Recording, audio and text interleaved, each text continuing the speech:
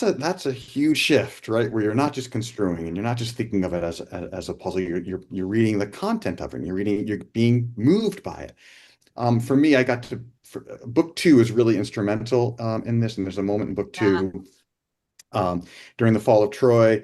Aeneas sees things as they truly are at their most kind of in their most like terrifying form because Venus, his mother, removes the kind of mortal scrim from his eyes for a moment, and he sees all the hostile gods to Troy tearing up the walls and toppling its walls, tearing up its foundations, actively destroying the city. And I remember just being like chilled by that, right? The idea of these all-powerful gods, not benign and benevolent, but instead just the sheer horror and terror of that. I was like, my goodness, this is powerful.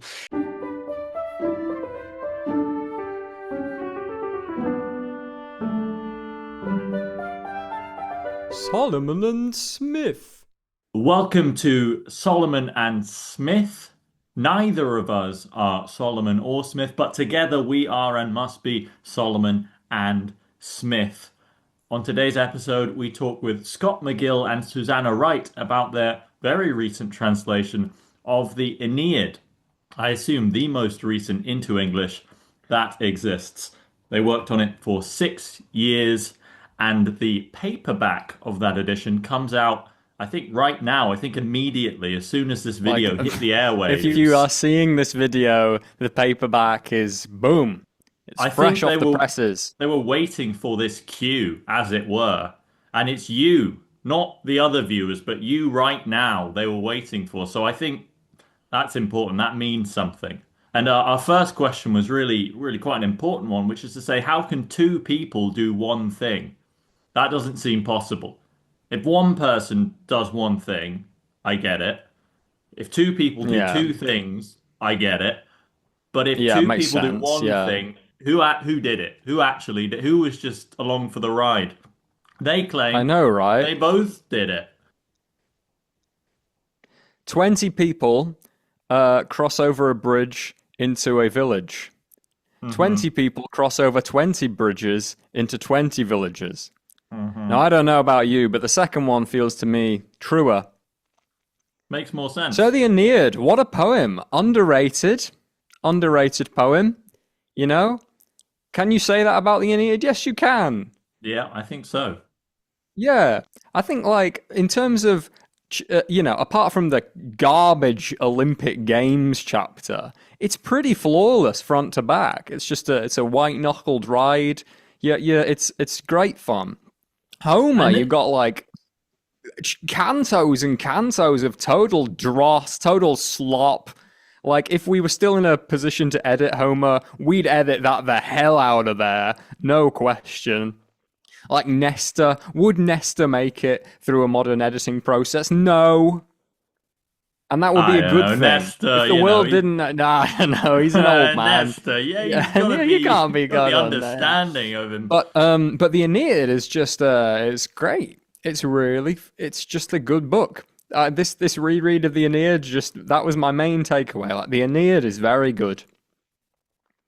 We talk I a think bit the world about needed to that. know that. Yeah, no, we mentioned that. Don't you worry. That comes up a few times. Is the Aeneid bad? No. And the guy who wrote the Aeneid, this Virgil guy, by extension, is he good? Yes. Scott McGill and Susanna Wright announce in unison. I must say, for viewers, it might be a bit jarring at first that Scott McGill and Susanna Wright say all words in unison. All bodily movements are identical. It's like that bit in Duck Soup where there's the multiple Grouchos and they look at each other in the mirror. That's kind of how this format of a double interview works. Yeah, so we ask our questions simultaneously and they answer them Answer the question simultaneously. simultaneously. It's a little bit freaky, but Freaky episode. Freaky deaky. whereas the Aeneid itself, not so freaky, kind of No. grounded and sad, and Mm. the strain of sorrow is very strong throughout. Maybe easy to get lost when you're sort of seeing it as a super combo Latin Homer, and also the big rumor that it's Augustinian propaganda, which is still doing the rounds quite Yeah. impressively 2,000 years later. Still people chattering about that Virgil guy sold out, didn't he? Yeah. Hate to see it. Love the Georgics. Love the bloody Georgics. Lovely. And then And he sold out. He went downhill. Gosh. Awful. I think selling out is universally a good move. Selling out always improves your work, even if it's why it's why the Aeneid is not perfect because Virgil didn't sell out. But if he had sold out, it would have been perfect. it would have, yeah. And Do we really this, want like this, the leather jacket wearing Beatles who aren't like cleaned up and made uniform and made to write pretty songs that the young girls want to hear? It's good that someone was whipping the Beatles, making them sell out. yeah, Beach Boys, but they don't surf. I don't Yeah. know. Just the boys. The boys sounds pretty rubbish to me. I'm not a fan of that. Yeah. Shakespeare, working on some sort of inscrutable poem in privacy as a lord. You want Yeah, bourgeois no. Shakespeare writing for the market, selling And out, that's get bombs on seats. That's Anyway, why we should introduce our first ever sponsorship for the channel. This video is sponsored by rats, the small hairy rodents. We got a pretty penny to promote rats on the show. They're quite dexterous. They're good at chewing through fibers. So I hope you go away with positive feelings about rats. Uh, yeah, got any thoughts on rats, Jack? yeah. Please like this video, subscribe to the channel if you haven't subscribed already, leave a little comment, favourite word in the Latin language. There's one. Try that. Yeah, this is a great interview, good fun, two very eloquent guests, not like our usual run of, barely literate, inarticulate, bumbling fools that we usually invite onto this channel. Who's that aimed at? David Bentley Hart. David Bentley Hart, barely, stammering his way through a sentence. He's clearly just read 3 books. Old Testament, New Testament, Apocrypha. Call it a day. Whereas, McGill and Wright. It sounds like a law firm, doesn't it? McGill and Wright. It doesn't sound like a classics translation pair. We'd be enormously grateful if you could also support the channel over on Patreon. Help us keep having these chats here. You unlock some bonus content. Without any further ado, here is the interview. Lovely to meet you both. And Yeah, you. pleasure to meet you too. Apologies if you hear bells in the background. I live next to some bells. There's this That'll new be nice, actually. Yes. Yeah, newfangled religion around here, replaced Juno worship. We kind of resent it. It won't last. Don't worry. Yeah. How do you feel about the theory that Christianity is the thing that sort of brings Rome tumbling down? How do you feel about that general Gibbonish reading of Roman history? I reject it. Yeah. I think it's wrong. Yes, I think it's the forces that brought about Rome's fall are so complicated. But the idea that Christianity is somehow some enervating cultural force is just silly in my view. I Yeah. agree. Yeah, you hear it quite a lot still though. I get this quite often. This it makes people concentrate on the afterlife. They stop being so good at economics, and then everything comes tumbling down. They have too much pity on people. You can't do conquests. I sometimes hear this sort of thing. It's an Classic interesting late Roman Empire Yeah. notion. Didn't like Yeah. conquering anymore. They were peace loving. Right. I mean, we shouldn't forget that there was a poet named Prudentius in the early 5th century, before 410, and he was celebrating. He's a Christian poet, and he was celebrating the defeat of Alaric and the Goths, and saying, even with the advent of Christianity, Virtus, old Roman Virtus still live. So it's not like these things weren't even incompatible for them, for the late antique Christians.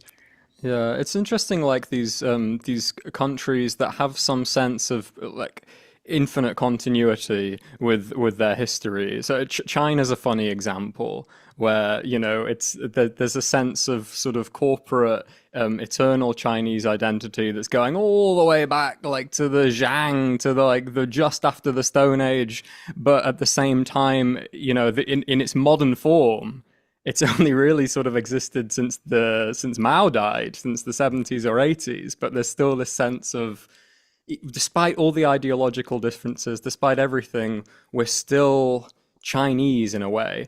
And this did break in Rome. There's a sense like the EU doesn't like take up the moniker Roman Empire.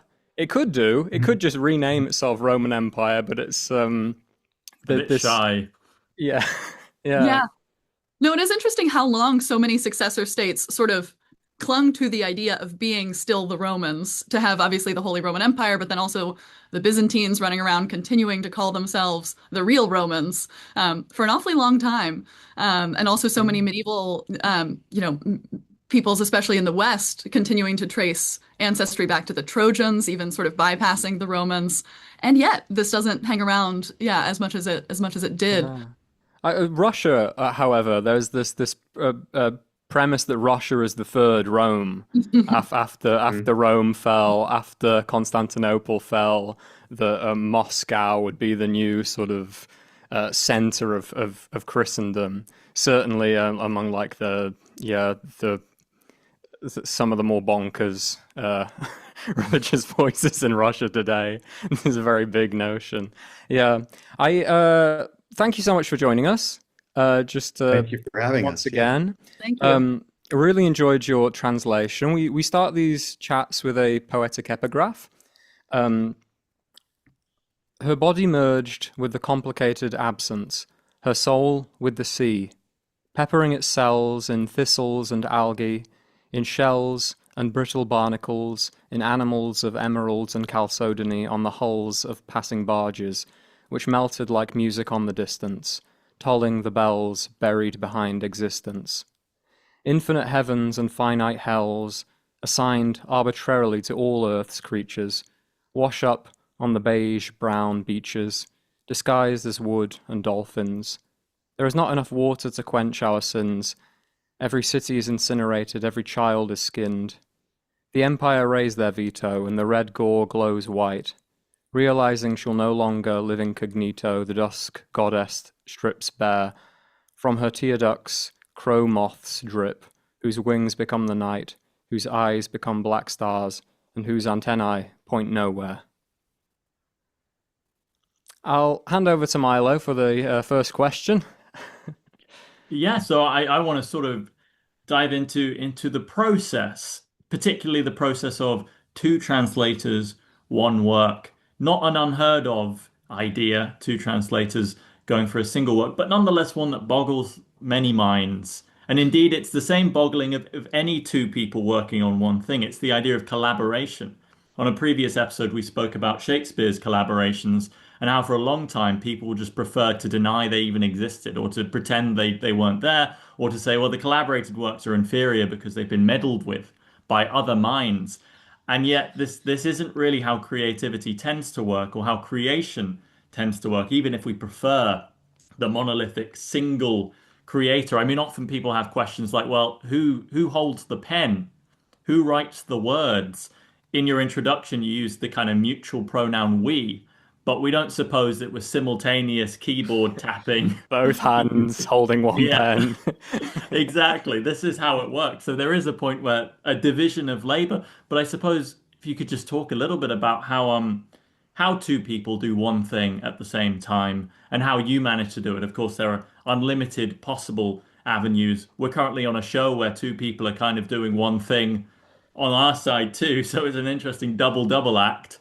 But yeah, if you could just talk a little bit about your process. Ideally simultaneous responses, but however it works best. Yeah, we might not be able to quite manage that. But I like what you said about the double act. That's a fun kind of way of thinking about our conversation today. Yeah, I mean, I would say for us, it was really kind of an evolving process as we worked through the translation. We kind of started out, initially, we had sort of decided to undertake this project together.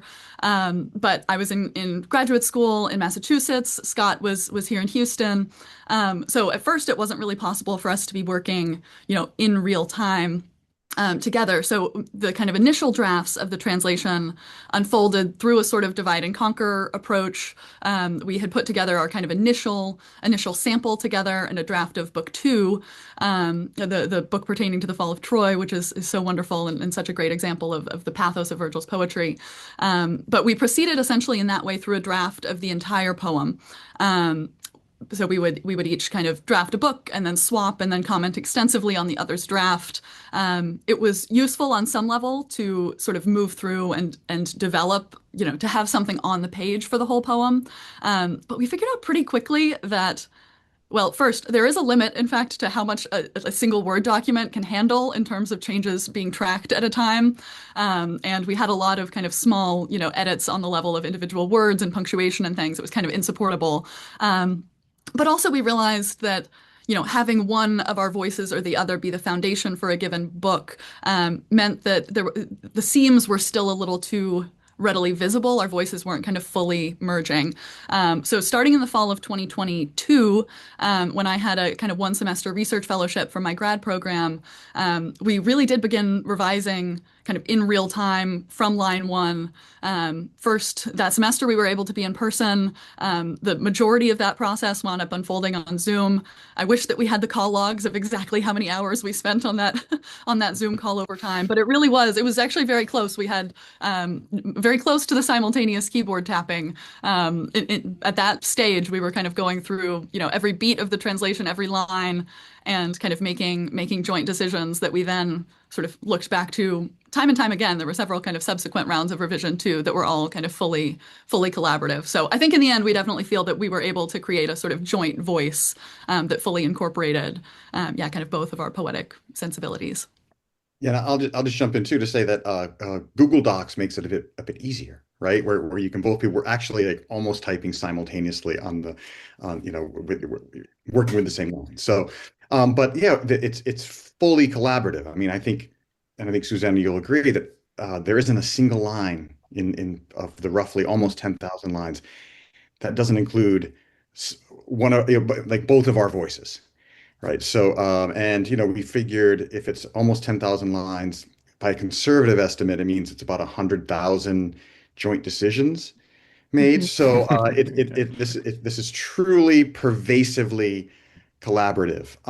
That means, look, we had to learn how to read each other's cues when one person would think we got something really that was excellent, and there'd be kind of a pregnant pause from the other, and you knew, okay, something Right. amiss here. But we also had to learn to articulate exactly what it was that we didn't feel was working with that line. So very much a kind of back and forth, very much a kind of kill your darlings throughout as well. You had to be like certainly willing to do that.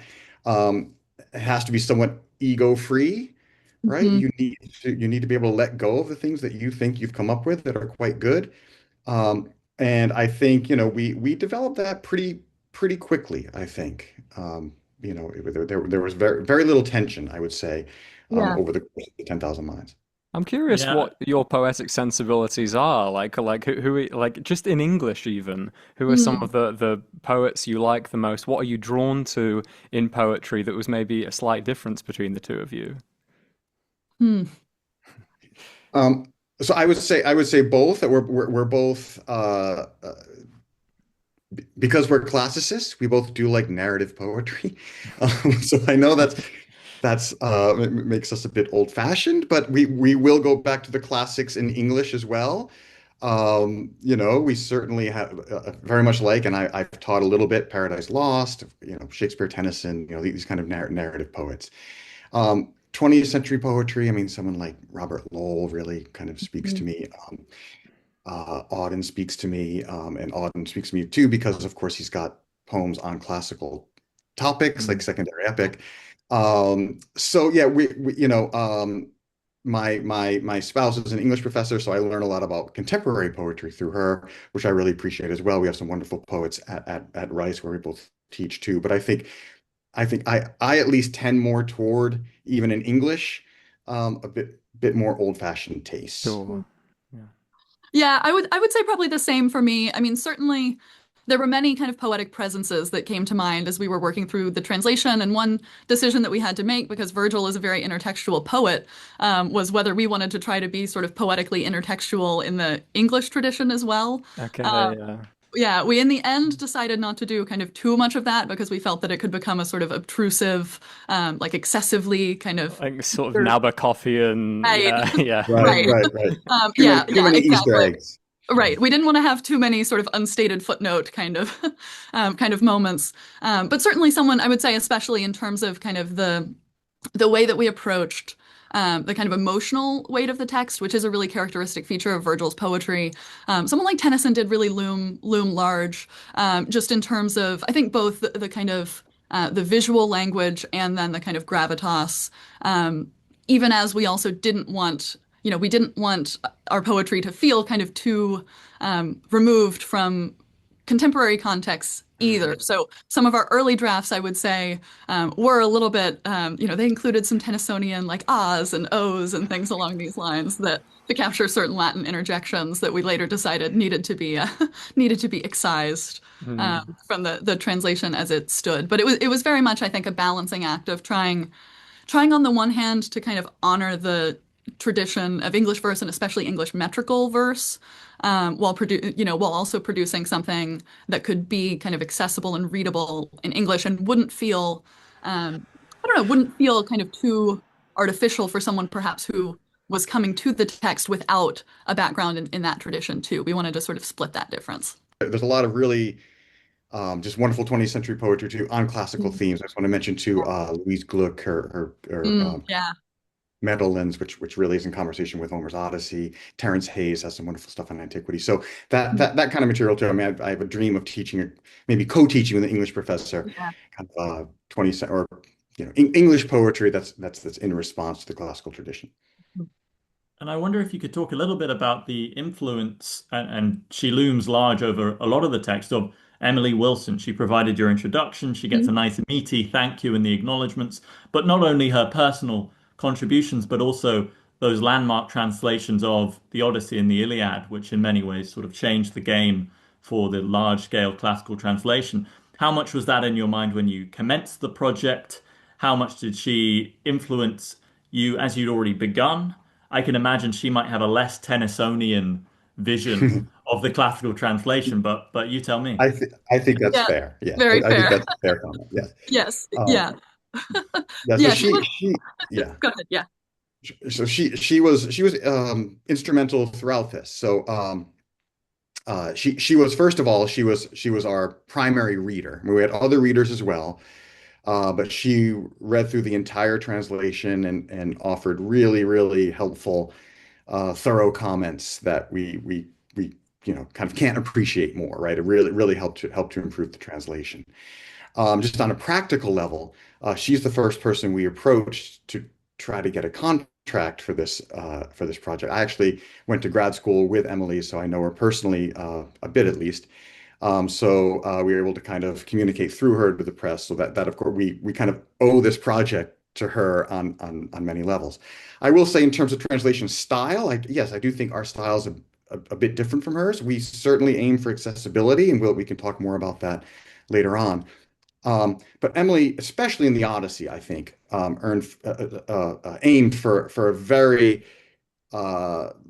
modern contemporary voice, and I think she really achieved it. She maintained this really consistent voice throughout the 24 books. I think we wanted to maintain a bit more distance from contemporary English than she did. We wanted to try to find that middle ground between accessibility and kind of otherness. So I think in that way, and I think with Emily reading our translation, I think it took her a bit of time too to see what we were after, and honestly, it probably took us a bit of time to see Yeah, it what we did were for after. sure. So I think, to her great credit, she didn't demand that we produce a translation that's a Wilsonian translation.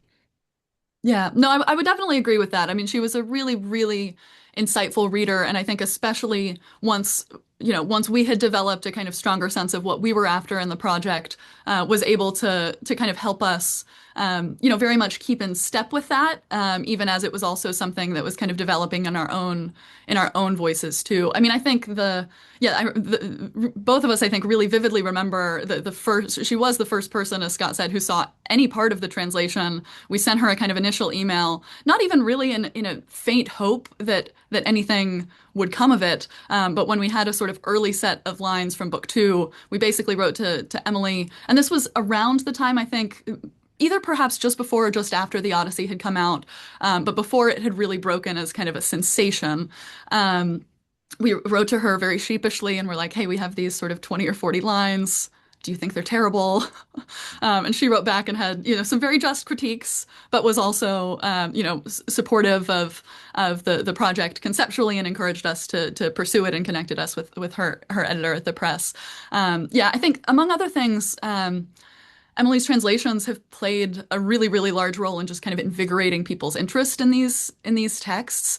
She does a really beautiful job, I think, in her introductions to the Odyssey and Iliad, and then also in her introduction to our translation of kind of really kind of laying out some of the most enduring questions about these works and the ways in which they can still speak to contemporary audiences. So I think that too, right? We're grateful for that as translators. We're grateful for that as well as teachers.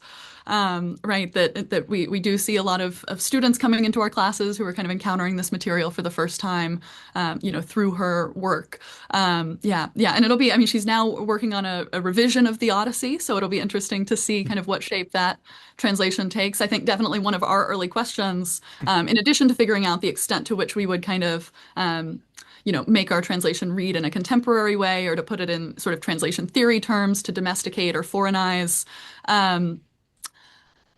One of the other questions was kind of how long our translation would be. Would we try to do the sort of line for line approach, the approach of keeping to the same number of lines in the original that Emily adopts in the Odyssey, or would we do something a little bit different, which is what she also later wound up doing for the Iliad. So we can speak more about that too. But I think that was one of the sets of questions that, because we sort of arrived at a different answer to that, we realized we needed.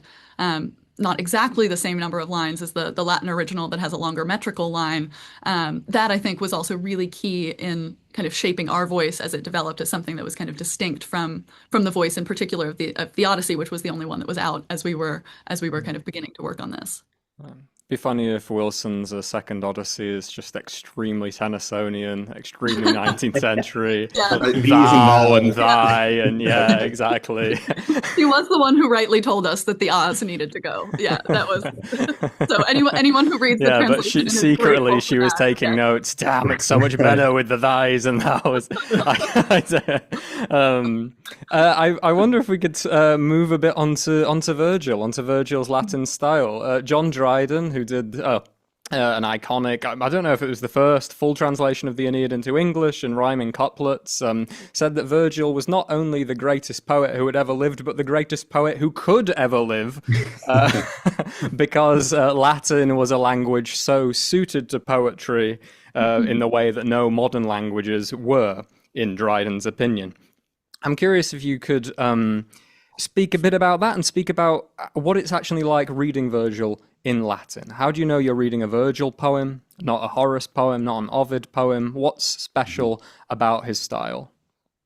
Sure, absolutely. Yeah, I mean, I would say first that after spending the basically 8-ish years that we spent on this project, we went in already with a pretty high level of respect for Virgil's poetry, and we only really came out of it feeling that more deeply. So I'm not sure I'm quite prepared to go with Dryden on the sort of could ever live side of that remark, but definitely the level of appreciation that we felt kind of only intensified and deepened as we lived with this in that way. I mean, I would say some characteristic features of Virgil's style in Latin. One is that the language itself is kind of treads this middle ground by being neither overly elevated nor kind of to every day.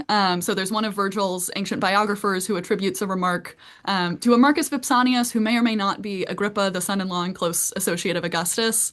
A comment that Virgil's poetry was kind of neither bombastic nor of sort of a like a studied simplicity, but out of kind of everyday words, ex communibus verbis in Latin.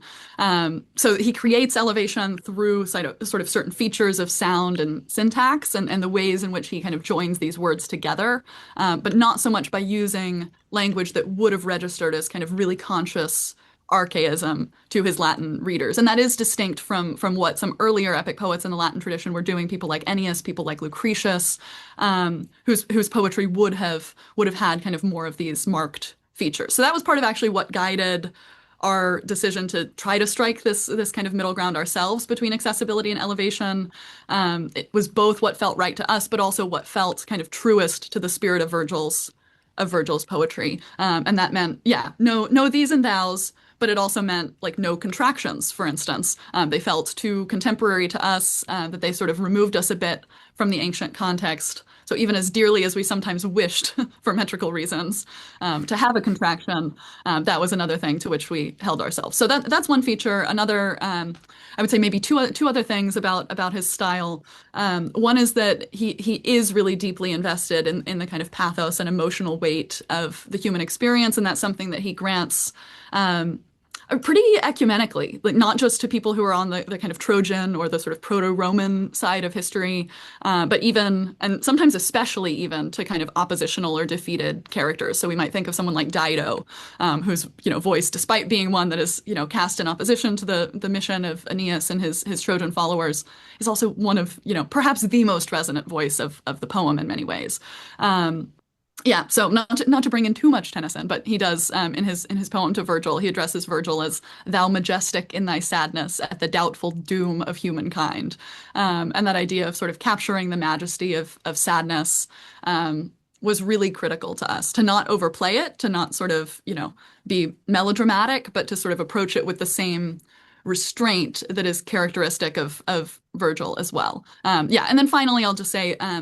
One other feature that distinguishes his poetry is that he is writing. It's a very consciously kind of literary, writerly poem. It's something that it does not read in Latin in the same way that, say, the Homeric epics read in Greek, that are the products of an oral tradition. So even though, of course, Virgil is deeply in conversation with Homer from, the start of the poem to its end, things like, say, the repeated epithets, repeated lines that we get in the Iliad and Odyssey don't really figure quite as much into the Aeneid. There's some repetition, but it's more limited and feels very much more like a product of a poem that is being produced by writing and engaging with an intertextual tradition rather than one that is kind of unfolding in this way. So those are a couple of, there are many more things that we could say, but. Yeah, a kind of concern for every word. You really do feel that. In Virgil, right? It feels very, very writerly. I mean, maybe I can say a couple things about how he's different from reading Ovid. Sure, yeah.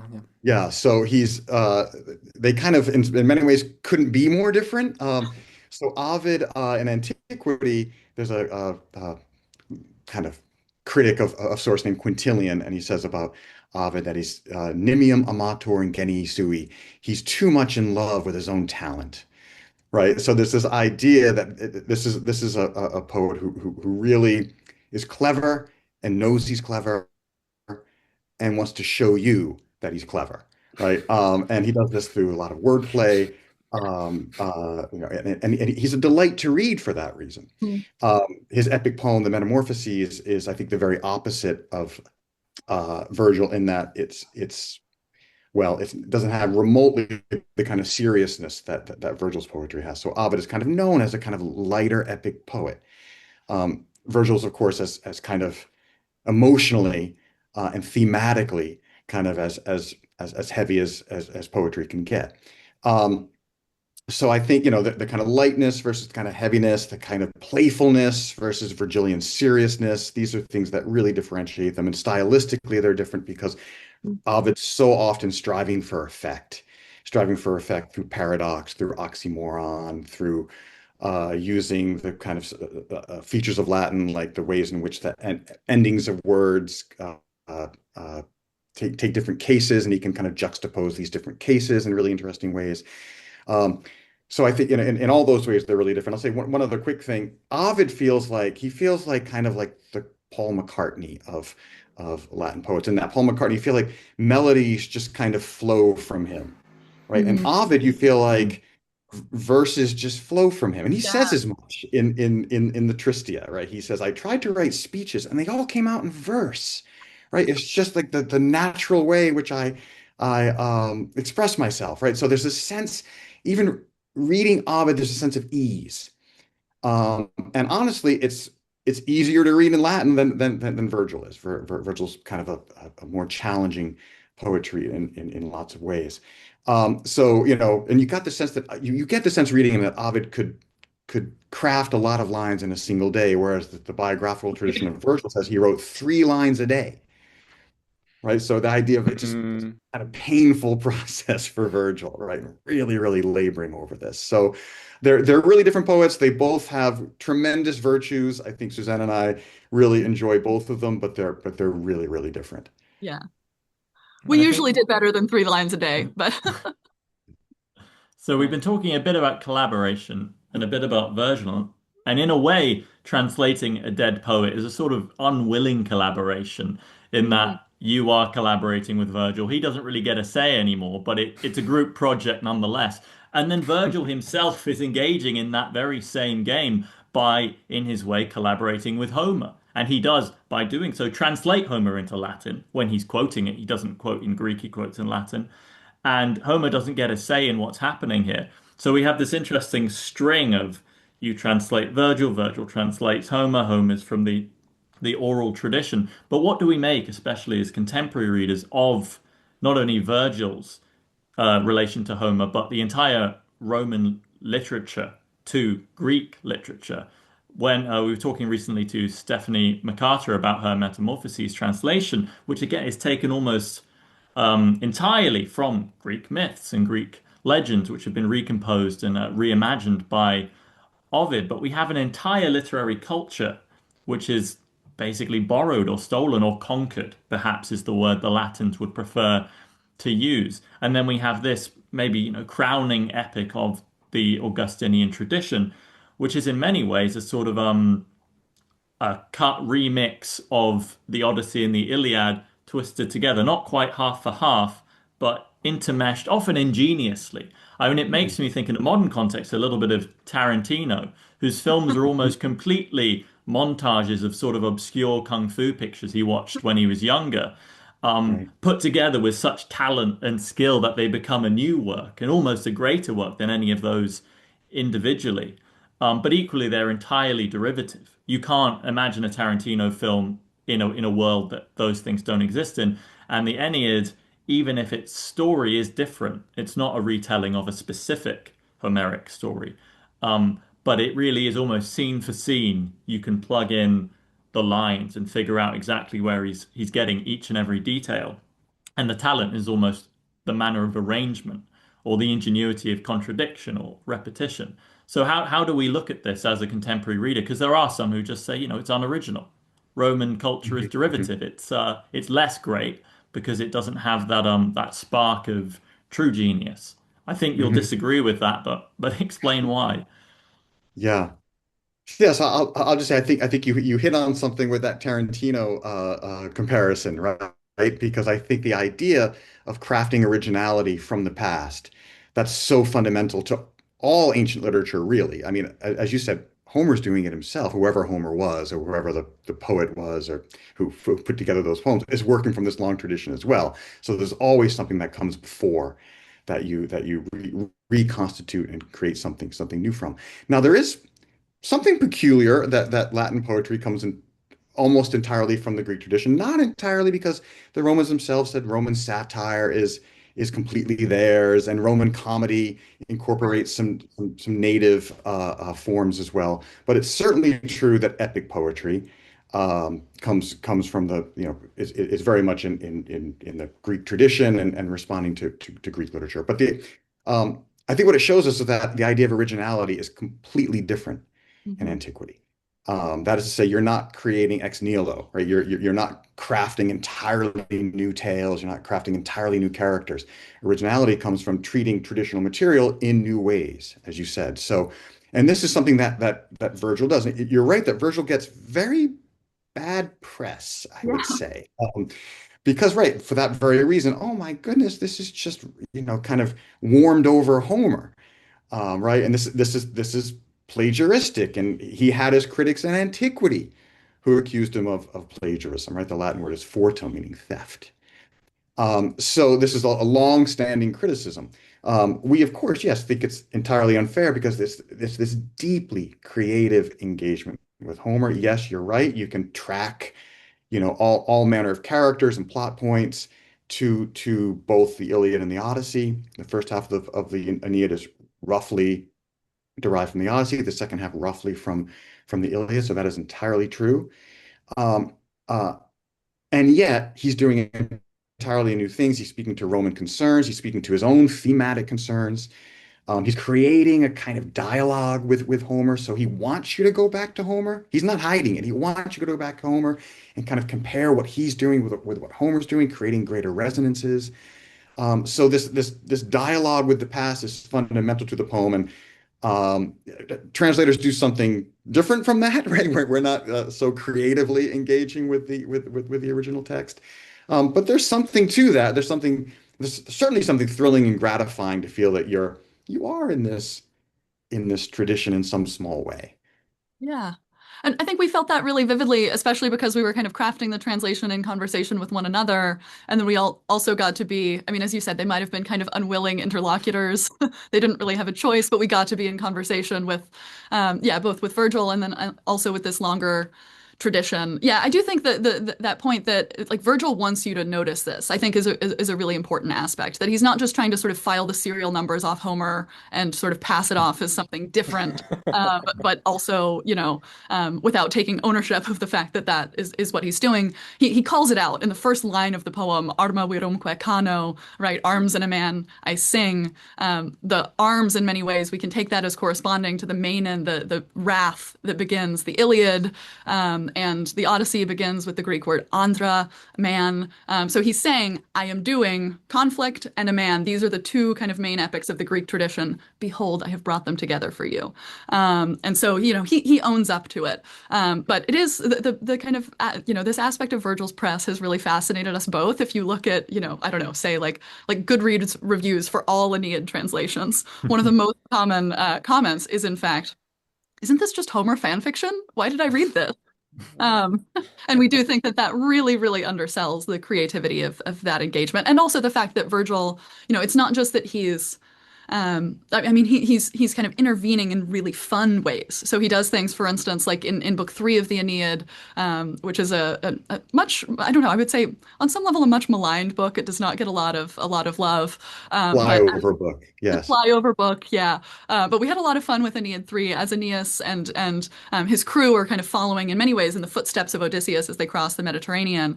There's this wonderful episode where they show up and they arrive basically at the port of the Cyclopes, and Yeah, I they love meet, this bit. Yeah, no, so yeah, it's a good. great bit. Yeah, they Yeah. meet a survivor of Odysseus's crew, this guy named Echymenides, and Echymenides tells them all about how Odysseus abandoned him, and he recounts the Cyclops story. So this is Virgil's kind of clever way of getting the Cyclops, that into the poem.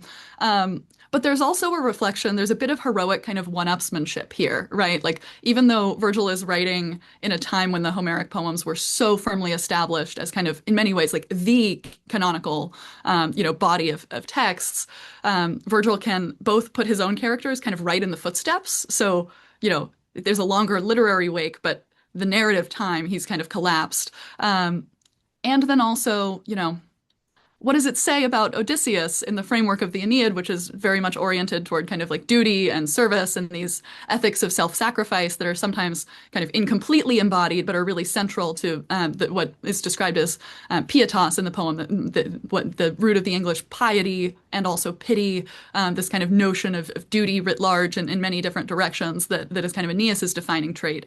What does it say in a poem that sort of orients itself around that ethic that Odysseus has just abandoned this member of his crew to die, right? And then that is also a fun case because Ovid, in his infinite playfulness, later decides to both bring Ecumenides into the Metamorphoses and then also to invent another guy who was also abandoned by Odysseus. In the Circe episode, this character named Macarius, and Ecumenides and Macarius kind of reunite and tell their respective stories. So that's not something that's not like unimaginative regurgitation, right, of a tradition. There is, I would say some of Virgil's greatest playfulness does come when he's kind of doing interesting things with Homer. He's not quite as playful as Ovid in a humorous way, but he does. Yeah, he's not just sort of trying to flatly reproduce any of this without putting very much his own spin and a kind of distinctly Roman spin as well. That's really reoriented around kind of the values of his audience rather than the values of kind of the tradition. But it reminds me of what they do in recent Star Wars films. Now they've sort of run out of the original material. They zoom into a guy you saw in the background for 12 seconds. What was his story?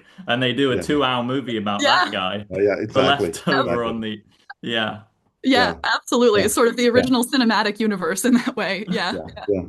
I'll just say very quickly too that Virgil also likes to complicate the relationship with Homer, make it kind of slippery and make it a little uncertain. So at certain points in the second half of the poem, and starting in book 6, in fact, in the second half of the poem, the main antagonist for Aeneas, Turnus, is compared to Achilles.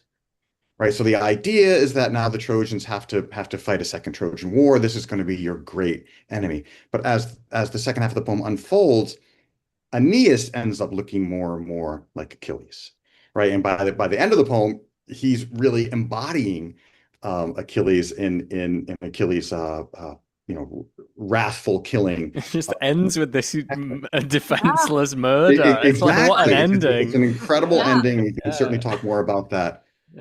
So he's complicating that, and he's making it slippery, and he's making the reader think, well, wait a minute, I thought Turnus was Achilles. What does it mean that now I'm making Aeneas the kind of second Achilles here? So this is part of his creative engagement with it, his very conscious engagement with Homer, and the challenges that he presents to his readers in engaging in this dialogue with Homer so pervasively. I was just going to say Aeneas in the end is sort of worse than Achilles in many ways too. We get, first Turnus is Achilles, then Aeneas is Achilles, but at least Achilles shows mercy in the end, right? In the kind of really, really beautiful scene with King Priam in book 24 of the Iliad, where he agrees to ransom the corpse of Hector. We think at the end of the Aeneid that, maybe Aeneas will show that kind of mercy too. Is that what the force of this Achilles comparison is going to be? No. Right. So in many ways, that's kind of is a further complication that we're left with someone who is not only as wrathful as the kind of most famously wrathful character from the Greek tradition, but like, is he more so? And it leaves you with that as well. It leaves you hanging there. That's the weird thing about it. It's just, like, maybe if the effect were smuggled in somewhere else in the middle of one of the battle books, but this is like the closer. We've been on this giant quest with this man, sort of his refugee life on the boat, fighting a big war, big life, and then of all the places to put the end. Could we talk a bit about the ending? I don't understand it. I don't understand what effect this is supposed to have. Is it subversive? Is something subversive going on? Well, this is the great question, and this is the great question that has occupied readers, I think, for centuries. And I think we know this.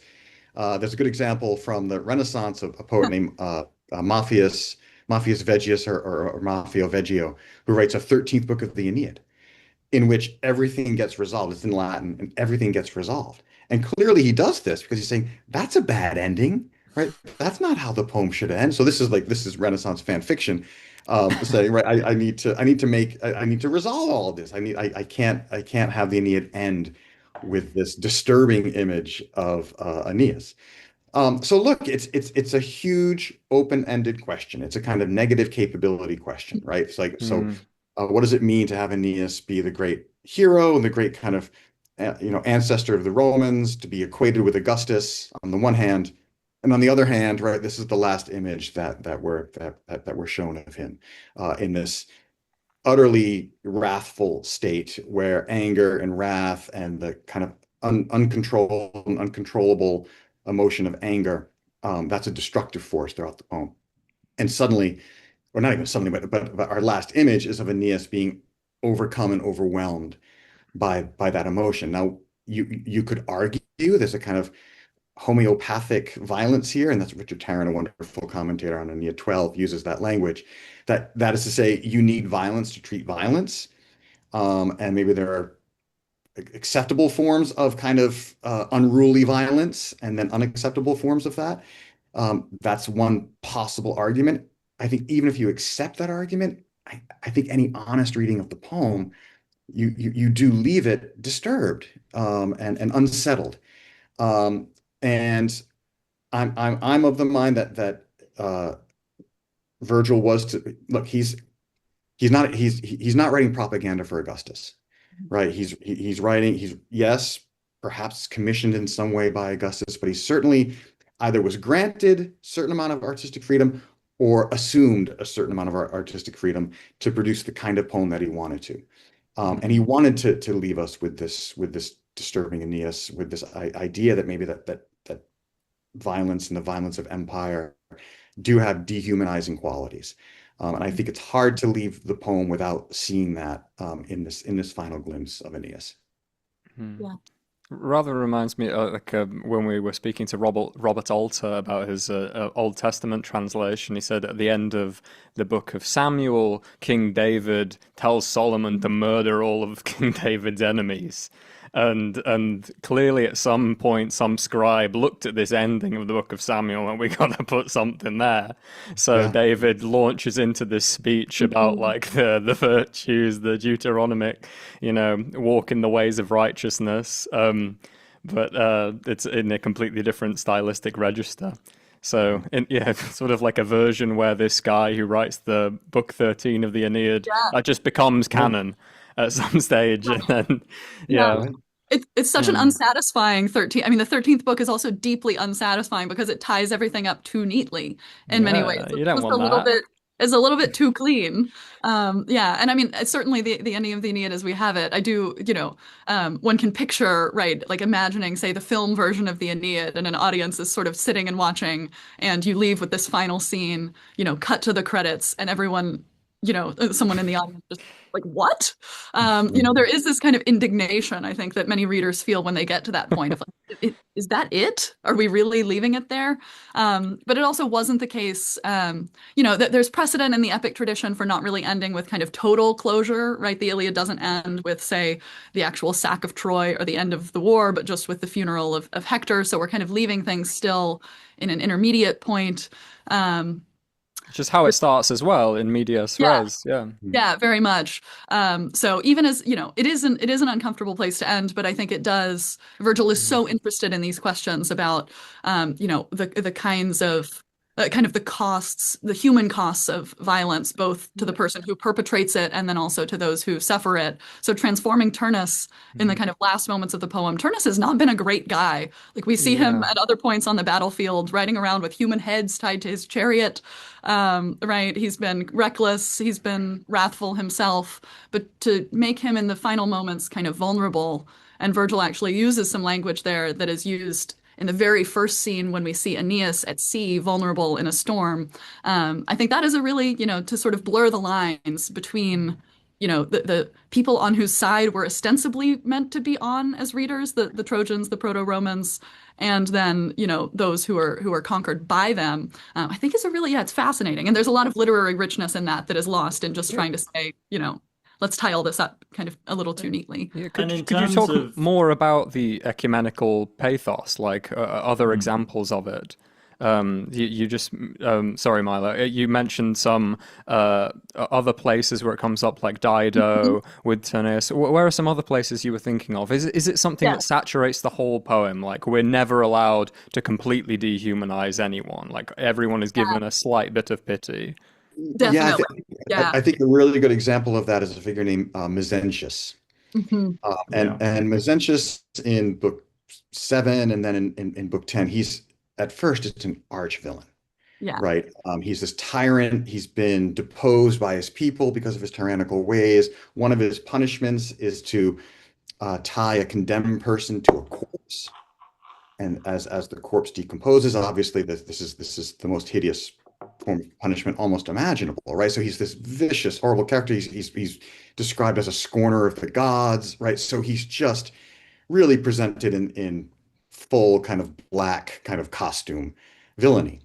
So then at the end of book 10, his son steps in when Mezentius has been injured, allowing Mezentius to leave the battlefield, and his son Lausus steps in to take on Aeneas, right? And Lausus is vanquished by Aeneas. So this is a father. Suddenly, he's a father who's lost his son, and he's lost his son because he's responsible for that death in some way. At least his son stepped in to try to protect his father. All of a sudden, Virgil transforms Mezentius. Suddenly, we see that Mezentius has white hair, right? We get that.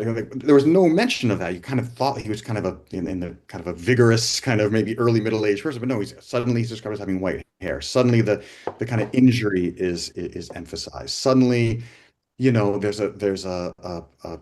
a sense of kind of regret that he expresses toward his son and the death of his son. So suddenly there's sympathy for Mezentius, this incredible arch villain up to that point. So that to me is to me maybe the most outstanding example of this. If you can even extend sympathy and pathos to Mezentius, then really there's no one that you can't extend it to. Yeah. Absolutely. No, I would agree that this really saturates the poem. It seems to have been kind of a fundamental aspect of how Virgil both looked at his project and perhaps also just something that was kind of in his way of looking at the world. It's so central. So we get those amazing. I think Mezentius is such a good example. His son Lausus too, when Aeneas ultimately does, when he kills Lausus, we get this kind of this moment of again, collapsing the kind of gap between the sort of side of the victor and the side of the vanquished. Aeneas actually taunts Lausus in a way that invokes the heroic value of pietas, which is Aeneas's own core characteristic. Again, this sense of duty. It's so central to who Aeneas is that he's described 20 times in the poem with pious, the adjective form of pietas. He identifies himself this way. He goes up against Lausus, this young man who's trying to, defend his father. He taunts him for this pietas. He kills the young man, but then as soon as he dies, Aeneas kind of looks at Lausus and looks at him as he's perishing and has this moment where he actually sort of expresses a lament for the young man that he has just killed. And he says that he sort of sees in him the image of his own pietas, his own sense of duty to his father. There are lots of kind of people who have bit parts in the poem who also get kind of surprising moments of pathos, descriptions like you'll have a character who appears for one line or two lines, and then the description you get of their death is something like there's a lovely one, remembering sweet Argos as he died. Right, we don't know anything about this character other than that he came from Argos in Greece, but we get these brief descriptions, and some of these are really surprising too. I think Dido, it's easy now from the perspective of, obviously this poem has been out for a long time. The Dido episode is one of the most famous, among its many scenes. It's easy to sort of take for granted that Virgil approaches Dido with so much humanity, but she's a profoundly oppositional character in a lot of ways. Like if Aeneas had stayed with her, it has the potential to derail the whole kind of Roman and both his own enterprise and the whole Roman future.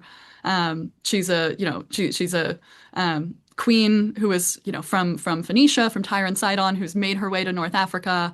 In certain respects, she looks both an awful lot like Cleopatra and an awful lot. Of course, she is like also the origin of Rome's ultimate nemesis, the Carthaginians. She's not exactly a character for whom one would expect Virgil's Roman audience to have a lot of obvious sympathy, right? She's the kind of character that one might expect to sort of appear and get kind of like swiftly pushed to the side. And instead, right, Virgil takes the time to express her emotions and her side of the story much more directly than he expresses Aeneas's, right? He gives us some glimpses into what Aeneas is feeling, but he's a lot more restrained about that in ways that make it harder, I think, to sympathize with Aeneas than with Dido. So there are many other examples that we could mention, but I would say definitely, from start to finish, this kind of sympathy for the person who is, the people who are kind of trampled by the kind of movement toward this Roman future is something really, really central. And searching for precedent, not just for the ending, but also this almost flip with the character of Turnus, I did Mhm. think to the equally controversial, I might say, well, maybe not equally, but approaching equal controversy of the ending of the Odyssey, which has also been Yeah, questioned. People have said, has this been interpolated at some point? It had such a nice ending after right. Odysseus, dealt with the suitors, got Yeah. back the wife, sons all grown up, wrap it up. Instead, he goes off to play a trick on his father, and then the fathers of the suitors sort of Right. join up in a makeshift military force, and it's almost as if the whole thing has started again. He joins up, dad and son. They're about to have yet another battle. Suddenly, Athena intervenes. Hang on, with the poem's over. Fight no more. But the best part is that even after that, Odysseus still goes to begin the combat, and it has to be a lightning bolt from Zeus. And suddenly he Right. stops, as though Zeus has said the poem must cease. But we feel unsettled. It's not quite the violence of the slain Turnus, but we feel that whatever war is broiling in the brain of Odysseus has not been stopped. It's not over. He hasn't quelled the violence within him. And there's a sense in both poems of these men who escape the Trojan War, victor or not, but they bring it with them. They cannot actually. The second half of the Odyssey, in many ways, is a mini Iliad in which we have a new fortress that needs to be invaded. We've got a new stolen wife, Penelope, with the suitors. And so, in a very different manner, but using similar guile and similar violence, Odysseus relitigates the Trojan War on his home turf. And it's as though it cannot end. Equally, in the Aeneid, we've got this person who's escaped the massive violence of one Trojan War. And there are so many insinuations that he's in another one. He's a new Hector. Turns out he's a new Achilles. But the overwhelming point is that the war is never over. And there is Hmm. one of the ancient poets, it might be in a Euripides poem, well, play, that talks about Troy falling again and again, and it's just this sense that it's never really over, and that's true poetically, in that we constantly read about the fall of Troy, and it's never done falling, especially in the Iliad, where it can never actually reach that final state. But it's just a curious, and perhaps it's a bit of a contemporary or modern read of the poems, almost this sort of integral PTSD, almost this sense Right. of Right. the Right. warrior culture, which cannot dispense of war. It just cannot. There will not be peace.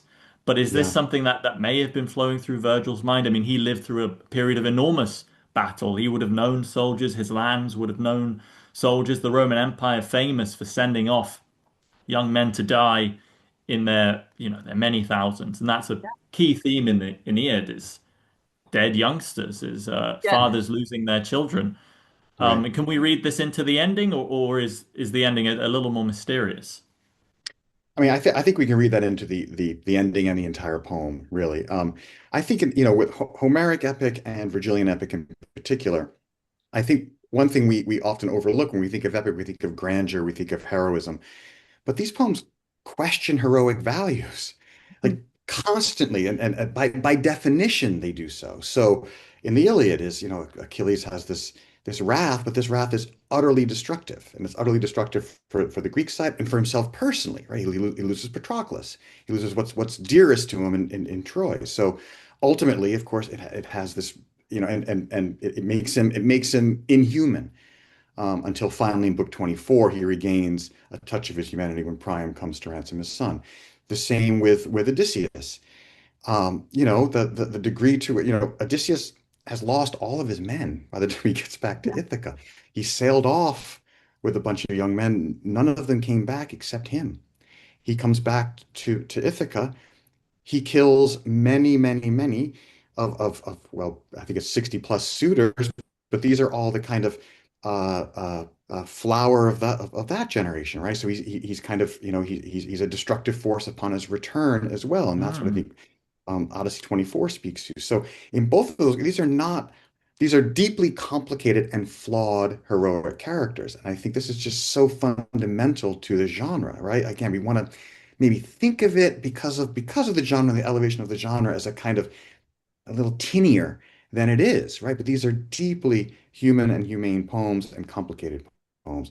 Virgil takes that up, right? And Virgil, it's so clear he was such a deeply sensitive reader and such a deeply sensitive reader of Homer, that he absolutely takes it up. He on the one hand, presents some positive examples and embodiments of Roman virtues and values, but he's often kind of calling those into question as well. And I think the theme of the death of young people in war and the waste of that and the sadness of that is again very fundamental to the poem, especially in the second half, starting in book six. Book six is framed by you start with the death of Icarus, right? Because Daedalus has crafted these doors, and he's unable to craft to create an image of the death of his son. His hand kind of falls, right? It's just the pain's too great. Then at the end of Aeneid 6, that ends with Marcellus, who's Augustus's nephew, who dies prematurely in 23. After the parade of Roman heroes, all these great heroes are presented as their souls are there waiting to be re-embodied. You would think this would be a deeply triumphant Roman moment, but no, Virgil ends it with Marcellus, a young person who's died prematurely. So he frames book six with these two deaths. And then that continues to be a theme throughout the second half of the poem. So yes. So is it worth it? Is heroism worth it? Is warfare worth it? On the one hand, yes, it does create these positive things for Rome and the Roman Empire. We might, as modern readers, kind of call those into question, but at least, right, that's the case. But on the other hand, right, Virgil's deeply sensitive to what lies beneath that and all the loss that contributes to that. Yeah. Yeah, I'll just add, I mean, sometimes these kind of shadow sides of heroism can be deeply inconvenient as readers, right? Something like the end of the Odyssey. It's very, very tempting, to sort of hit the point in book 23 at which Odysseus and Penelope have at last reunited and they've had their sort of, sweet conversation, and he's given his sort of, recap of his travels, to want to just sort of leave it there. And that's certainly, a temptation that was strongly felt already by the poem's Hellenistic critics. Right? We know, for instance, that this particular moment in Book 23 was marked out as kind of a telos, the kind of end point of the Odyssey. Right? In some of those early scholarly commentators, whether it is a sort of literal telos, the actual endpoint of like what the textual tradition of the Odyssey originally would have represented, or a sort of figurative telos, that is to say, the conclusion of the narrative arc that has ultimately led Odysseus back to Ithaca. That's a much shakier question. But certainly as readers, it could be very tempting, and it would be an awfully neat form of closure to just leave it there. So to instead see Odysseus, being so unable to leave the war in its place, going on, to have this violent conflict with the fathers of the suitors. He also brutally tricks his own father. I think that's certainly all the violence is deeply unsettling, but I think almost equally unsettling is the fact that, he's arrived home, his elderly father is still alive. And when he goes to sort of, greet him, one is expecting this really heartwarming, like, Dad, I'm still alive kind of scene. And instead he deceives him again. And, Laertes starts weeping and lamenting, and Odysseus is just kind of there. He kind of can't resist, right? Like after all this time, his identity as this kind of devious trickster has consumed him so thoroughly that he can't even sort of greet his own father without a really, really painful form of deception. And I think there is a lot of, right, like, in a way, it is on some level narratively shallower just to leave things with the kind of like the tempting happy ending, to instead show these problems of kind of reintegrating the hero who has been through these, harrowing experiences that he can't really leave behind, to show the problems of kind of reintegrating that person into the community that they left is something that has really interested modern scholars of the poem. There's been a lot of kind of work from the perspective of psychology, certainly, and people applying, as you mentioned, kind of frameworks of post-traumatic stress, a lot of kind of reading of these poems in conversation with combat veterans, and speaking to the ways in which, right, like there is a sort of human truth to the inability to leave these things, to sort of let them lie. That Odysseus kind of can't stop fighting. It's become all he is. Even if, as readers, right, we're sort of very tempted to want, like, can't we just leave it with the sort of very wholesome reunion? It's even formal. I mean, you could say it feels modernist or even postmodernist to re-begin your story or to cut it off midway. And I suppose this is why so many critics of antiquity and afterwards aren't sure, because for instance with the Aeneid, it is an unfinished poem, we know this, but it's not unfinished necessarily as in he was writing it and then died. He had what appears to be a very symmetrical and well-worked structure, but there are unfinished lines throughout. There are certain contradictions. You think, well, maybe that would have been worked out or maybe it wouldn't, but it's hard to say. You've got an unfinished poem that feels unfinished, but you have to argue, no, the feeling of being unfinished Right. is the genius. And that incomplete line, which is sort of beautiful as well, that one is just unfinished. It's like looking at those unfinished Turner paintings, which are some of his greatest achievements. But to him, they were unfinished. And so we're sort of in this middle ground between an artist and an enthusiast who's like, well, that's wonderful. Wasn't quite intentional, but he still did it. He still ultimately caused it to be. And it's just, yeah, do we get other examples of poems of this scale or nature that end in a similar way? Is this something that was lost in what we consider sort of other classical literature and then rediscovered in the 20th century or late 19th century? Or are these really unique? Is it unique that Homer and Virgil close off suddenly, sharply, shockingly, in both the sort of formal and characteristic senses, where Yeah. what you would expect is you see it. You see very normal endings in various other Right. survivals Exactly. of classical literature. I think Virgil is unique in the shock of the end. I think obviously we've lost a lot of ancient poetry, so I shouldn't speak in absolute terms about this. But at least with what we have, I do think he's unique in that regard. If we compare him to Ovid again, I mean Ovid, the book 15 of Metamorphoses ends with Ovid himself in his own voice proclaiming his own poetic immortality, right? So it's a deeply tidy kind of end to that Yeah, epic. good ending. Right, yeah, Yeah. good ending. Right, exactly, right? This kind of flourish at the end. So yes, Susanna, unless I'm forgetting something, but I think this is the Yeah. most right in the Latin tradition. I think the Greek too. Yeah. Well, the only other that comes to mind really would be Lucan. Right. So Yeah.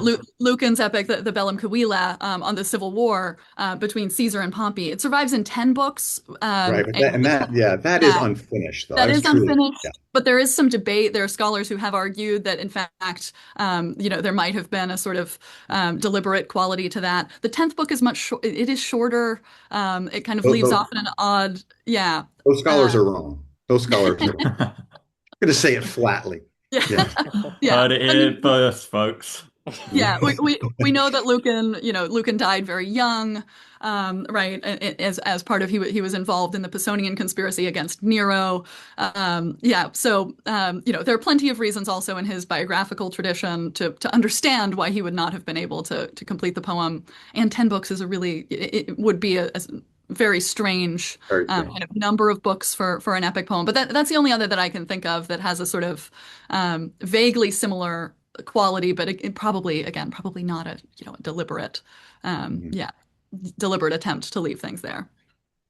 I wonder if we could go back to speaking a little bit about style again, about the verse style, Virgil style, and your attempt to transmit it. You mentioned Susanna, sorry, that thinking of MacArthur, that Virgil achieves this kind of elevation, an elevated tone, not through elevated language, but through certain features of sound and syntax.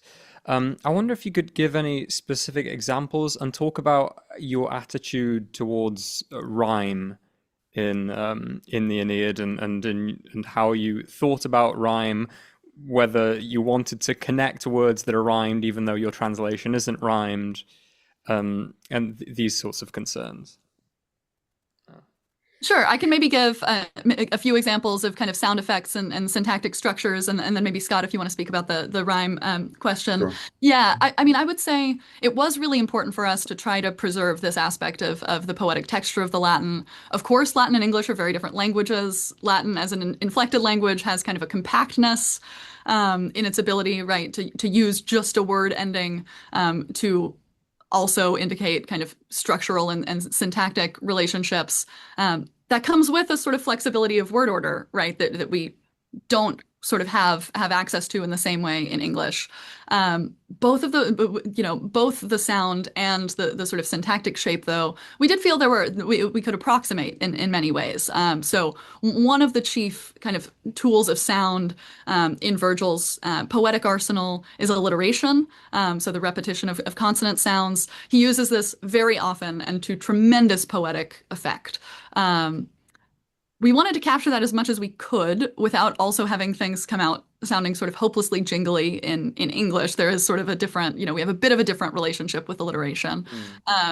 Sometimes we were able to alliterate with the same consonant as Virgil did. There's a really memorable moment in Aeneid 1 when the winds are sort of roaring around their enclosures on the island of the King of the Winds, Iolus, and we get this description of the mountain, magno cum murmura montes, with a sort of great murmur of the mountain. Circum claustra fremont, they sort of roar around their enclosures, their cages.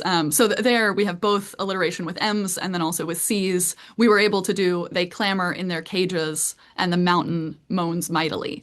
So that was a case where we were excited to capture both the sort of, to get the same consonant in a kind of double alliteration. Yeah. Elsewhere, we often, we would use sort of different consonants to create similar structures, but Virgil mixes it up too. There's another famous kind of extended stretch of alliteration in Book 2, when the serpents who will kill the Trojan priest Laocoon and his sons, when they come onto the scene, Virgil alliterates pretty heavily with sibilant sounds that kind of approximate the hissing that one associates with serpents. But he also alliterates with a lot of other sounds in that passage too. So we tried to do kind of the same thing. He uses a lot of assonance as well, the repetition of vowel sounds. This, as much as we could, again, we tried to approximate. Sometimes we had to use different vowels, obviously, but as much as we could to create an impression, we didn't want to hit our readers in the face with it, but at the same time to sort of render that. And then syntax, I'll give one quick example as well. Sure. Because of the flexibility of Latin word order, Virgil can dramatically postpone things, and he can also use sort of artful placement of particular words to create, effects of patterning. So sometimes these are impossible to capture in English. There's one that vexed us greatly in Book 4 of the poem, where Aeneas and Dido are being, through kind of divine orchestration, they arrive at the same cave. And Virgil puts the word cave and the adjective for the same, speluncam, and then eandem, kind of in framing positions on both sides of the line, with Aeneas and Dido's names in the middle. So they are right. They are figured as being inside the cave. There wasn't really a way for us to render that in English, right? Much though we tried without great success. But he does repeat that line a couple times, so we captured the repetition. But there were other places where he delays things for dramatic effect. So in that same scene with the arrival of the serpents in Book 2, instead of just saying, like, behold, serpents, and kind of telling you, what these menacing creatures are right when they appear, he actually has a 2-line description, and only at the end of the second line do you get the climactic word angues, serpents. So we're sort of told, like, behold, like, coming on the sea from Tenedos, like, I shudder to recall, there came 2 and then we get serpents. So there we were also, we similarly, that we could replicate. So we have, I think, but look on tranquil seas from Tenedos, I shudder to recall there came two serpents. So we preserved that kind of climactic, the suspense that is generated by that climactic structure. But it was something we were thinking about all the time and in every line. How can we have such respect for the poetic features of this poem? How can we render them? And I think having our two voices as collaborators also, there might be something that one or the other of us would notice that the other hadn't observed that we could then try together to pull in. But Yeah, and I'll jump in to speak about rhyme a little bit. So this can be perhaps a little more straightforward in that we didn't rhyme, right? We didn't Yeah, end yeah, rhyme. okay, you didn't rhyme, And but and Latin poetry and no ancient poetry does end rhyme, right? So Virgil there's no end rhyme there as well. So that's what makes one of the things that makes Dryden's translation, right? So I don't know, so particular with the rhyme couplets, right? So of its time, because the rhyme couplets were so vital then to the English poetry, but makes it read really differently from Virgil. yes. So like there are possible examples here and there of what's called leonine rhyme, where you get a rhyme at the principal caesura, so in the middle of the hexameter line, the third foot of the hexameter line, and then at the end of the line, right? So the endings of those words could potentially rhyme in Latin, and that becomes popular in late antiquity in the Middle Ages. That can be tricky though, because if words are in agreement in Latin, in grammatical agreement, they will have the same endings, right? And often a word before the principal juror will be in agreement with a word at the end of the line. So is that simply grammatical necessity, or is it some kind of Sure, rhyme yeah. effect? It's probably grammatical necessity Yeah. in Virgil's case. So we did not rhyme, but as Susanna said, we did strive for all of these for various Other sound effects, yeah. yeah. sound effects, and we translated in meter. So in that way, we did stay true to Virgil, because Virgil writes in dactylic hexameter, a very strict meter. So we decided to ourselves write in a strict kind of formal meter. And Yeah, there's wordplay. There's also wordplay. Sorry, I'll just mention too. Every now and again, Virgil doesn't do this as much as Ovid, but he does have things like there's an instance, for instance, for example, in Book 8, a description of the land of Latium, Latium in Latin, where he uses it's a description of Saturn having taken shelter in Latium previously. We get Latium and then the verb latuisset. So the pluperfect subjunctive, basically a form of the verb for to hide, to take shelter. So there, we did try. We have it in English. He chose the name of Latium for the land because its shores had lately sheltered him. So we tried to approximate that sort of pun, the punning that he's doing in Latin. In a way that should hopefully be unobtrusive for people who are not looking at the Latin, but can also for people who are attending to the both side by side or familiar with the Latin. Maybe they can perceive that as a bit of an Easter egg. Yeah. A line that caught my eye, and I'm just going to throw a line at you here that you may Yeah. have no recollection ever translating. I think it's in the final book, and it's something Turnus said. He says, "Let me rage my rage," which I thought was a very neat kind of verbal noun play. Do you recall at all what Latin effect was being aped there? Or, I could have made this up. This could be a trick. You didn't make it up. I think there is I don't think that was something that we innovated. I do think Right, it was, right. something. It is. I just found it. It's book 12, line 680. So the Latin is furere ante furorem. Basically it's same verb, and then as its accusative direct object, furorem, the kind of cognate. The cognate noun. We agonized over that line. So I'm glad to hear that it that it caught your ear in a positive way. Because that effect I remember was one that we really wanted to render. It's the end of a speech. It's kind of just as he's leaving off. So it felt like it needed to have a certain punch, and we really couldn't decide, I think, for a while whether we could capture that punch by doing the same sort of, cognate accusative construction that the Latin has. Yeah. Yeah. That's very Yeah. nice. And I think while we're talking about the specific or unique features of Virgil's poetry, especially as we've been comparing him so much to Homer, something that does come out quite a lot, and maybe controversially, is, well, especially when we talk about Auden's read on it, is the way in Mm, which Virgil integrates history as another layer into his epic, specifically Roman history. Now, with Homer, it's a little vague. We wouldn't necessarily be sure what contemporary events were being referenced to if there were some. It's a bit foggy, but with Some Virgil, we're people think very Troy was Cambridge. I've heard this conspiracy lately. Go on. need but to hear more about that. Yeah. we'll get to that.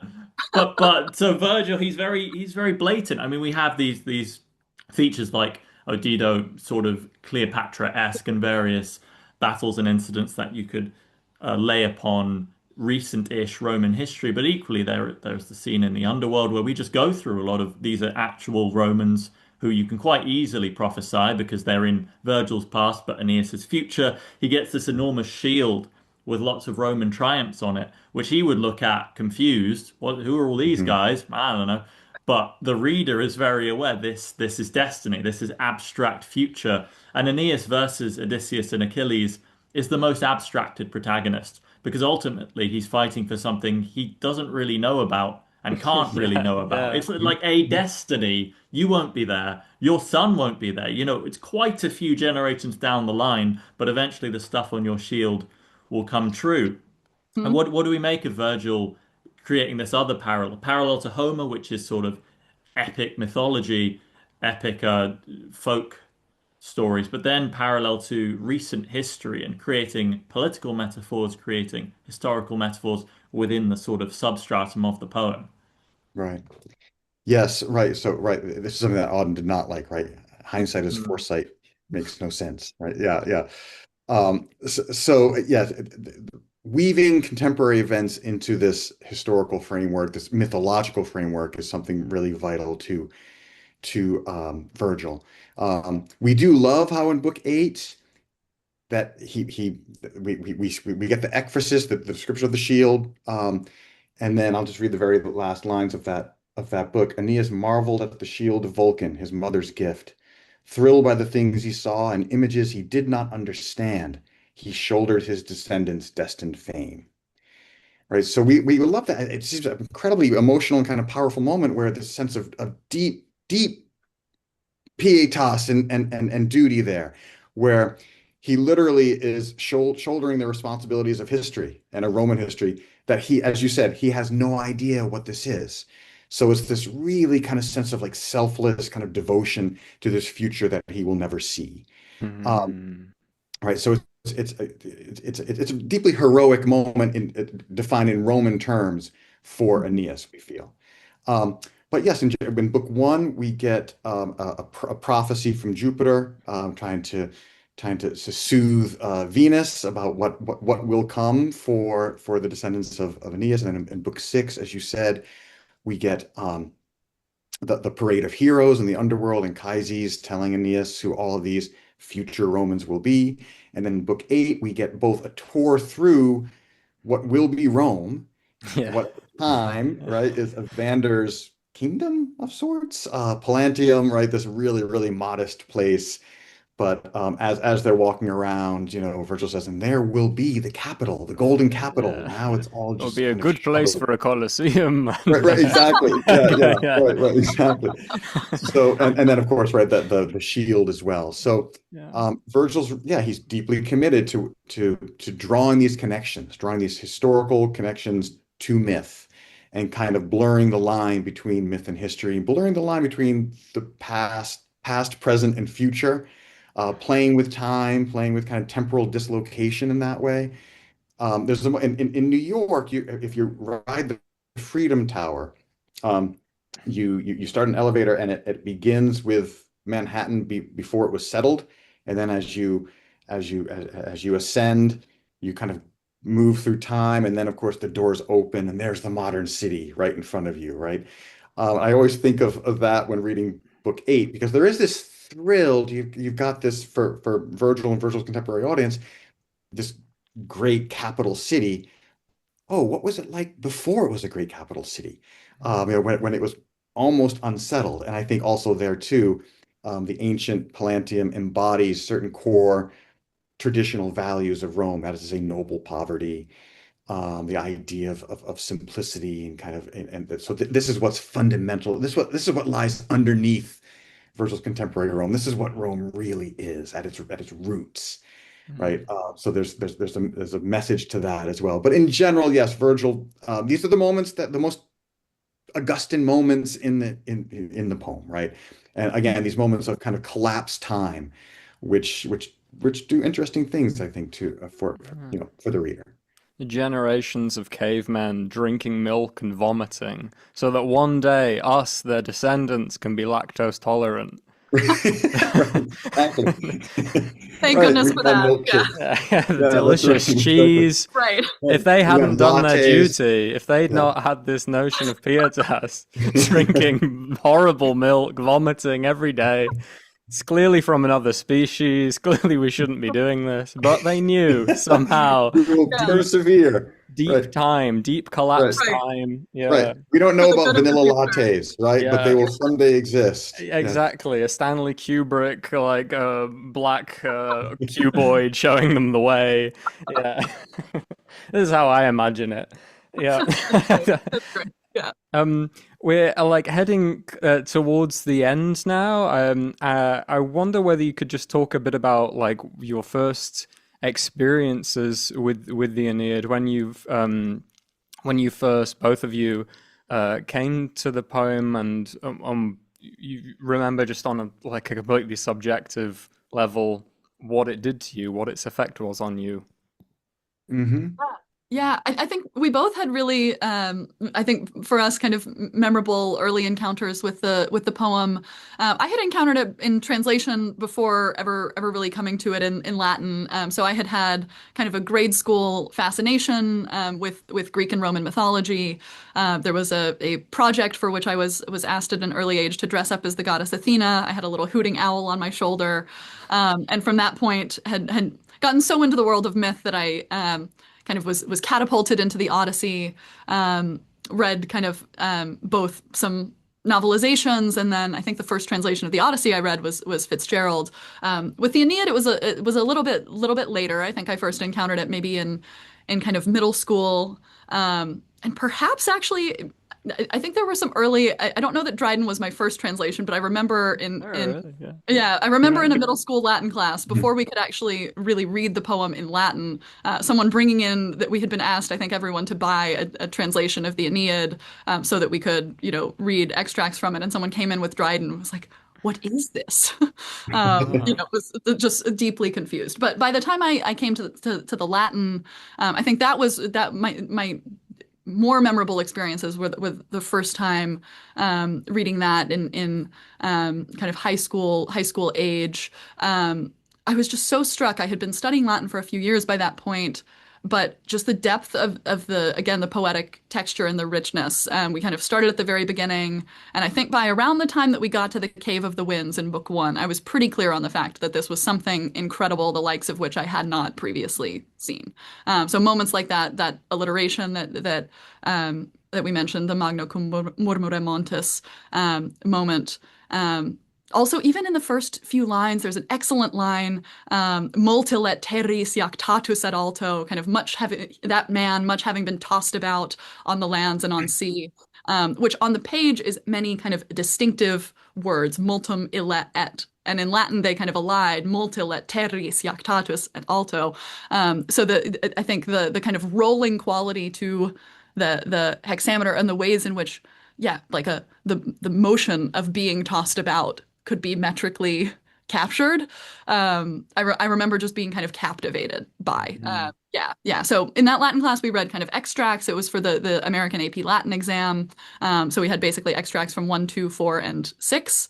But yeah, I think mostly with just the vividness of the imagery and the language and the kind of totally consuming experience of trying to make sense of it. I was kind of just hooked at that point. Yeah. Mhm. Yeah, I had a similar experience. I started to learn Latin in seventh grade, so what is today called middle school. In the Stone Ages, when I was in that grade, it was not called the middle school. At that point, it was junior high. But and like many, at first you're kind of consumed by grammar. You're consumed by kind of construing. And I loved the kind of puzzle aspect of it. Yeah. I just Sure. love kind of working through it. Um, I worked with like many new students to coming to Virgil. I worked with the Clyde Farr edition, which has Yep. helpfully vocabulary on the same page and then some notes on the same page. So very helpful. And I'm internally grateful for him because I don't know if I had to continually like look at a dictionary if I would have persevered, right? But over time, probably third or fourth, so somewhere in high school, certainly, and also as an undergraduate, you begin to read it as poetry. Yeah. And that's a huge shift, right? Where you're not just construing and you're not just thinking of it as a puzzle. You're reading the content of it. And you're being moved by it. For me, book two is really instrumental in this, and there's a moment in book Yeah. two during the fall of Troy. Aeneas sees things as they truly are at their most kind of in their most like terrifying form because Yeah. Venus, his mother, removes the kind of mortal scrim from his eyes for a moment, and he sees all the hostile gods to Troy tearing up the walls and toppling its walls, tearing up its foundations, actively destroying the city. I remember just being like chilled by that, right? The idea of these all-powerful gods, not benign and benevolent, but instead just the sheer horror and terror of that. I was like, my goodness, this is powerful, right? And just reading it, right? And just reading it and reacting to it on that emotional level. I remember that being a really, really kind of transformative moment for me. And like as Susanna said, just I was always kind of hooked, but that Yeah. hooked me in a Same. in a different way. Yeah, wonderful. Yeah, book two's amazing. Like that whole city destruction section is just like gripping. It's a white knuckled ride. Mhm. Yeah, extraordinary. Thank you so much for making time, both of you, and Thank thank you you so both. much Yeah. for your translation. Really enjoyed it. Really enjoyed rereading the Aeneid. And it's been a joy speaking to you. Thank you so much. You For us too. too. Thank you very Thank you so much. Yeah, much. it's been really Yeah. fun. Thanks for Thank having you. us on. Yeah. If you ever translate anything in the future, you're welcome back on. Or for no reason. I, Thank you. yeah. We'll Thank you keep you so much. posted. No, it would Yeah. be our pleasure.